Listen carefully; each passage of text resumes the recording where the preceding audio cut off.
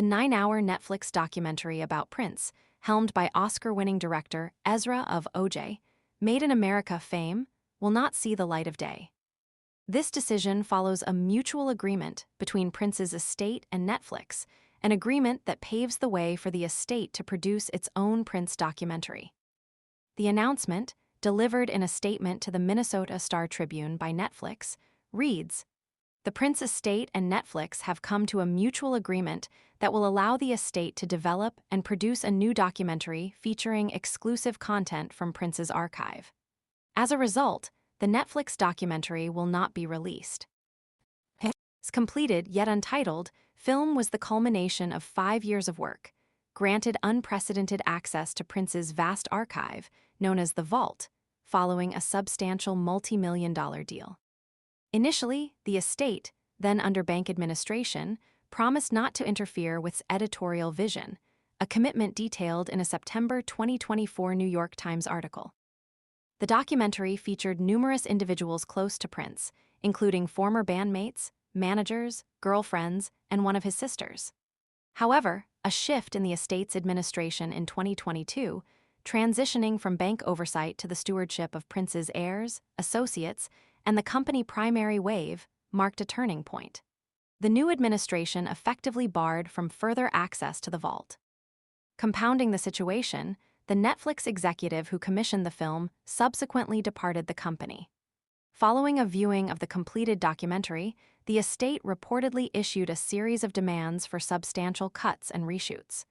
According to sources speaking to Variety, the estate deemed the film sensationalized and riddled with factual inaccuracies.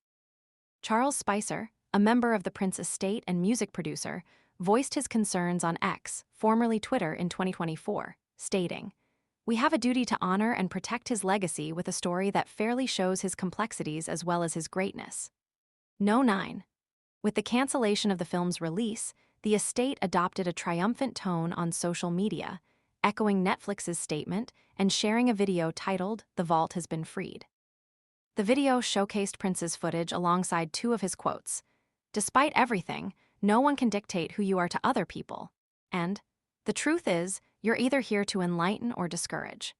A member of the estate and the lawyer who negotiated the agreement hailed the decision as a big win for Prince's legacy, promising that the estate's planned documentary would be an in-depth piece that explores the complexities of the brilliant musical genius.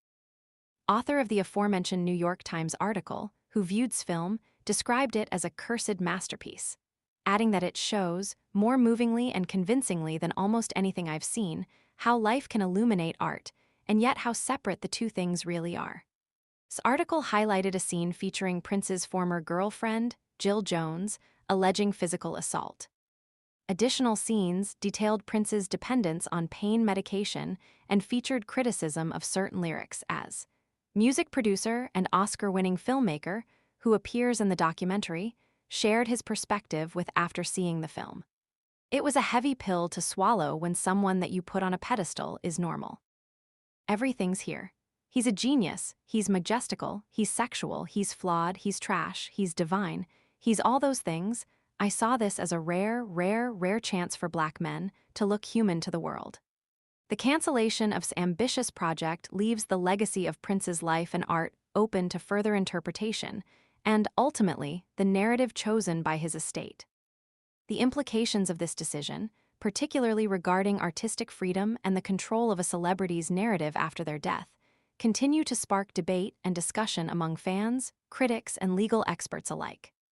The potential for a future documentary, crafted by the estate, raises questions about the balance between preserving a legacy and presenting a comprehensive, perhaps even unflattering, portrayal of a complex individual. The story of Prince's life, it seems, continues to unfold, even beyond the grave. The impact of this decision extends far beyond the realm of entertainment. It touches upon fundamental questions of artistic expression, biographical representation, and the lasting influence of a cultural icon. The debate surrounding this film and the estate's subsequent actions will undoubtedly continue to generate discussion and analysis for years to come, shaping how future biopics and documentaries are conceived and produced. The unprecedented access granted, then revoked, highlights the precarious nature of collaborations involving sensitive archival material and the significant power wielded by estates in controlling the narratives of deceased celebrities.